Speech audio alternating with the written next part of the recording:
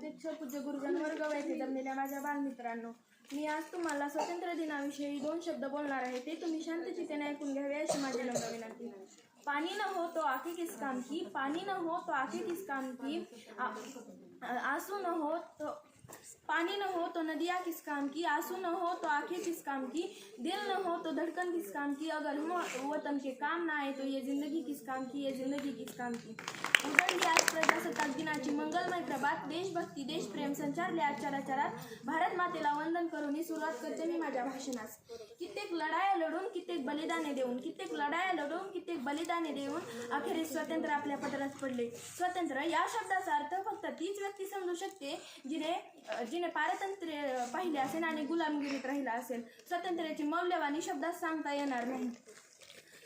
आपण सर्वजण तर खूपच नशिबान आहोत की त्या बाकीच्या अडचणी, त्या पारतंत्र्यातल्या गुलामगिरीच्या बेड्या आपल्या हातात नाही घातल्या गेल्या. याबद्दल आपण सर्वजण खूपच नशिबान आहोत.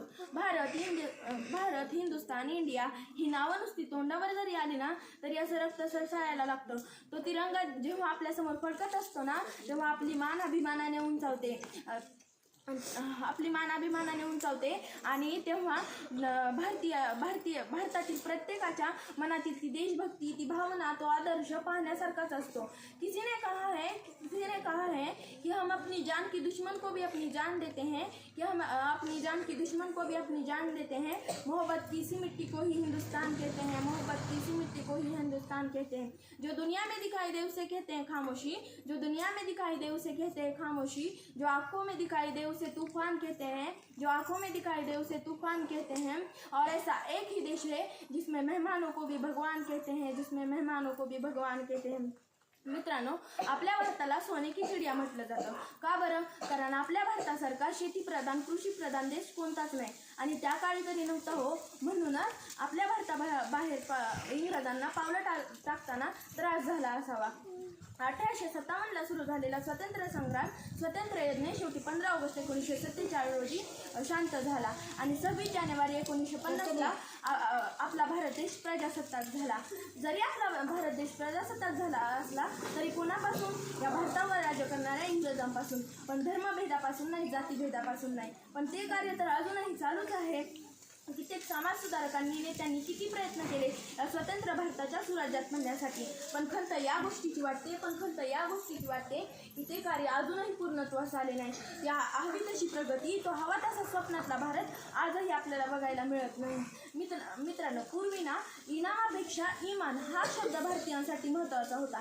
पण आता भ्रष्टाचाराशी मैत्री करून इमानदारी विसरून गेलोय आपण.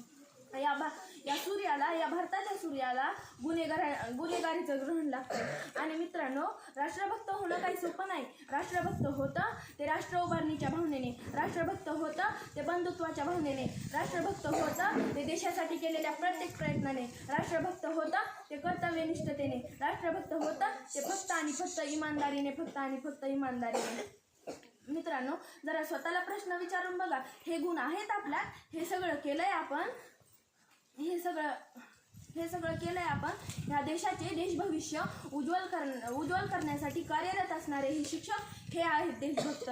मग विद्येत उतरणं यात आपला उल्लेख का होत नाही? जरा स्वतःच्या व्यक्तिमत्वावरून नजर टाकायला काय हरकत आहे? नाही, देशाचा देशभक्त म्हणून आपण स्टेटस लावतच असतो ना. मग जरा मनातही देशभक्ती रुजवा.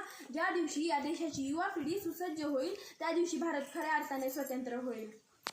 बाज है वो पंख फैला कर चलता है, बाज है वो पंख फैला कर चलता है, नजरों को 2 कदम बढ़ा कर चलता है, नजरों को 2 कदम बढ़ा कर चलता है. स्वाभिमान भी वो अंगार है कि जिसे भारत माँ का श्रृंगार कहते हैं, स्वाभिमान भी वो अंगार है कि जिसे भारत माँ का श्रृंगार कहते हैं. ऊंची है गर्दन और ऊंची है नजरें जिसे भारत माँ और हिंदुस्तान कहते हैं, जिसे भारत माँ और हिंदुस्तान कहते हैं. इस तिरंगे की शान को बढ़ाना आता है, इस तिरंगे की शान को बढ़ाना आता है. जो गलत नजर दिखाए मेरे तिरंगे पे उसे झुकाना आता है, जो गलत नजर दिखाए मेरे तिरंगे पे उसे झुकाना आता है. यह हिंदुस्तान की बेटियां हैं साहब, यह हिंदुस्तान की बेटियां हैं साहब. इन चूड़ियों वाले हाथों को भी हथियार उठाना आता है, इन चूड़ियों वाले हाथों को भी हथियार उठाना आता है. मित्रांनो, बोलण्यासारखे खूप आहे आणि बोलणारही खूप आहे. वेळेत आणि काळाचं भान ठेवून मी तेच थांबते. शेवटी मी एवढंच म्हणेन की भारत माता की जय, भारत माता की जय.